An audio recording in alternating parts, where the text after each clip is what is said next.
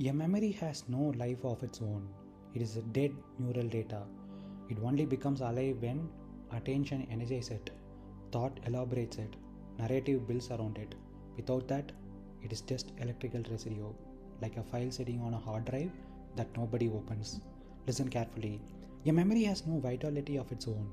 It sits inside the brain like dust on an old shelf, silent, inactive, meaningless. It is not alive. Yet most humans live as if their memories are living creatures that follow them everywhere. They say, "My past is haunting me. I cannot forget what happened. That memory still hurts." No, the memory is not hurting you. You are resurrecting it. Imagine an old film reel lying inside a forgotten theater. The reel contains images, but until the projector turns on, nothing happens. The theater is dark, the screen is blank, the film is powerless, memory is the same. The projector is attention. The moment your attention shines on the memory, the film begins to play. But attention alone is not enough. The real trouble begins with thought. Thought begins to decorate the memory. Thought says, "This happened to me. This should not have happened. This means something about who I am. This explains why my life is like this." Now the memory is no longer a simple event. It becomes a psychological story, and stories are powerful. Humans do not suffer from events. They suffer from the stories they build about events. Now comes the final ingredient, narrative identity. You begin to stitch memories together. You say, "This is my life story. This is why I am the way I am. This is what shaped me." And suddenly a few dead neural recordings become your entire identity. Imagine that. A few electrical traces in the brain become your personality, your suffering, your regrets, your pride, your trauma, your nostalgia, all built from dead recordings. Look at what actually exists. A memory is nothing more than a pattern of neurons firing in a certain configuration. That's all.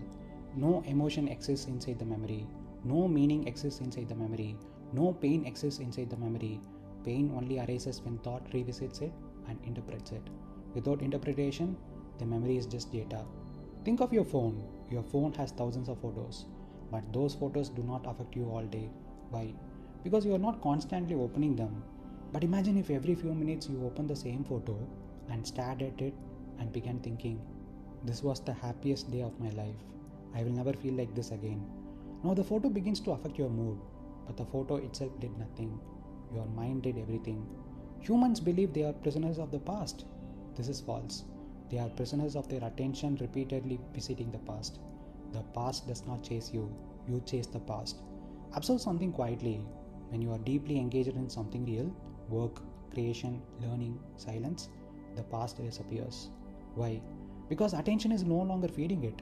The moment attention withdraws, the memory collapses back into what it truly is, dead neural residue. This is why the wise do not try to fight memories. Fighting gives them attention. Suppressing them gives them attention.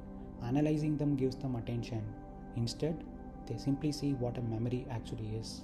Once seen clearly, the illusion breaks, and what remains? Just a few silent neural recordings sitting in the brain, like old films in a dusty archive that nobody bothers to play anymore. A memory is nothing more than a pattern of neurons firing in a certain configuration. That's all. No emotion exists inside the memory. No meaning exists inside the memory. No pain exists inside the memory. Pain only arises when thought revisits it and interprets it. Without interpretation, the memory is just data. Let's slow this down and look at it carefully. A memory is not an experience. An experience is alive. It is happening now. A memory is only a recording of something that once happened. Inside the brain, that recording exists as a specific pattern of neural connections. When that pattern activates, the brain recreates a rough representation of the past event. But notice something crucial. The memory itself does not contain emotion. Emotion arises during the present moment when the brain interprets that memory. Think of a song file on your laptop. The file itself is silent. It contains digital data, numbers encoded as bits. Until you press play, nothing is heard. The sound does not exist inside the file as sound. It only becomes sound when the system interprets the data and converts it into vibration. A memory works similarly. The stored neural pattern is like the file. Emotion appears only when the brain plays the file and interprets it again. Now look at what the mind does. When a memory surfaces, thought immediately begins to label and interpret it. Thought says things like, that was humiliating, that was the best moment of my life, I should have done something different, this is why I am the way I am. The moment interpretation appears, the brain generates a present moment emotional response. That response might be shame, regret, anger, nostalgia, sadness. But notice something subtle. The emotion is happening now, not in the past. The past event is gone. The brain is simply reconstructing it and reacting to the reconstruction. Modern neuroscience actually supports this idea. Memory is not like a fixed video stored in the brain. Every time you recall a memory, the brain rebuilds it from fragments. This process is called memory reconsolidation. Each time the memory is recalled, the brain slightly modifies the pattern before storing it again. In other words, you are not remembering the past exactly. You are recreating it again and again in the present. And each recreation is influenced by your current beliefs, emotions, and interpretations. This explains something many people experience. Two people can go through the exact same event. Years later, one person laughs about it, the other person feels deep pain. If the emotion were inside the memory itself, both would feel the same thing, but they do not. Why? Because emotion comes from interpretation, not from the memory itself. Consider a childhood moment. Maybe a teacher scolded you in class. At the time, it felt humiliating. Years later, you might look back and think, that was actually trivial. The memory didn't change. What changed was a meaning assigned to it. The emotion shifted because the interpretation shifted. So when we say a memory is just data, it means the memory itself is only a neural trace of an event, like data on a hard drive. Meaning, emotion, and psychological weight are added later by thought. Pain arises when thought says, this should not have happened.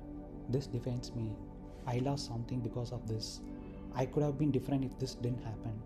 These interpretations activate emotional circuits in the brain, but those circuits are reacting to a present mental reconstruction, not the original event. Seeing clearly, something important becomes obvious. Most psychological suffering does not come from the past itself. It comes from the mind repeatedly reinterpreting the past in the present. The event is gone. The neural trace remains. But the suffering arises only when thought turns the trace into a story. Without the story, it is just a pattern of neurons. Quiet, neural data. So listen, your memory is not a living thing. It does not breathe. It does not think. It does not hurt you. It is only a neural imprint, a trace left behind by an event that is no longer here. The mind, however, has a peculiar habit. It revisits the trace, interprets it, and builds a story around it. And once the story begins, the nervous system reacts as if the past is happening again. But the past is never happening again. Only the interpretation is happening now. See this clearly and something profound becomes obvious. You are not suffering from the past. You are suffering from the mind's present interpretation of a dead record. And the moment the interpretation stops, the memory returns to what it always was. A silent neural trace sitting in the brain with no power of its own.